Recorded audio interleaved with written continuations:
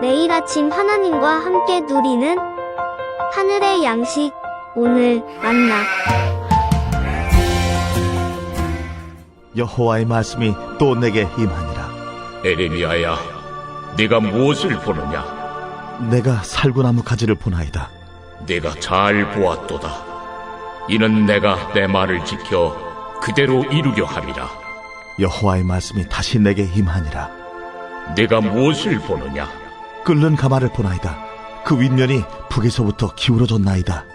재앙이 북방에서 일어나 이 땅의 모든 주민들에게 부어지리라. 내가 북방 왕국들의 모든 족속들을 부를 것인즉 그들이 와서 예루살렘 성문 어귀에 각기 자리를 정하고 그 사방 모든 성벽과 유다 모든 성읍들을 치리라. 여호와의 말이니라. 무리가 나를 버리고 다른 신들에게 분향하며 자기 손으로 만든 것들에 절하였은즉 내가 나의 심판을 그들에게 선고하여 그들의 모든 죄악을 징계하리라. 그러므로 너는 네 허리를 동이고 일어나 내가 네게 명령한 바를 다 그들에게 말하라. 그들 때문에 두려워하지 말라. 내가 그들 앞에서 두려움을 당하지 않게 하리라.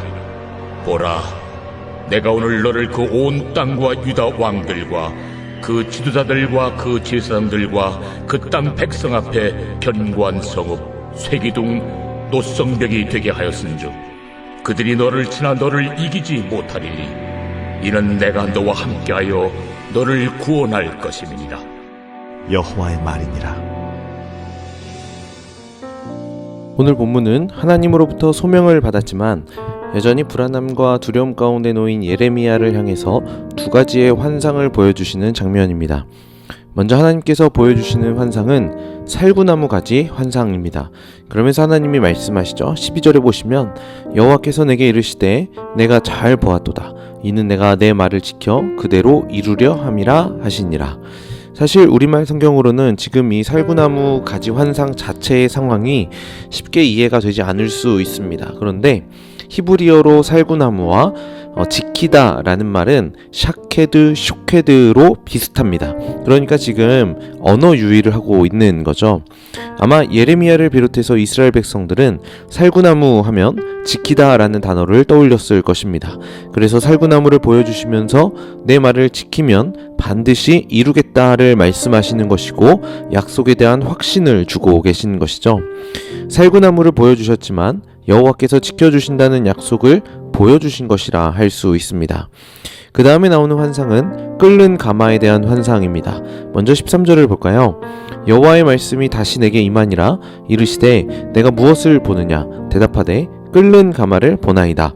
그 윗면이 북에서부터 기울어졌나이다 하니 가마에 뭔가 펄펄 끓고 있었고 그게 북쪽에서부터 기울어져서 남쪽으로 흐르고 있는 환상이었습니다. 이 환상도 하나님이 직접 설명해 주십니다.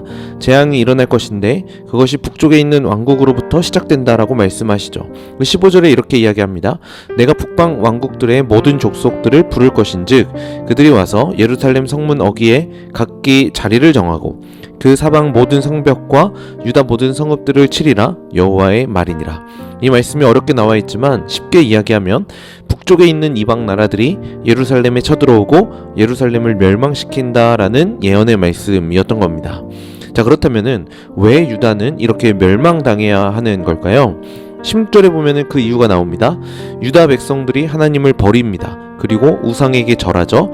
그래서 하나님이 뭐라고 이야기하시냐면 내가 나의 심판을 그들에게 선고하여 그들의 모든 죄악을 징계하리라. 이것이 유다 백성들이 지었던 죄악이었고 멸망당할 이유였던 것이죠.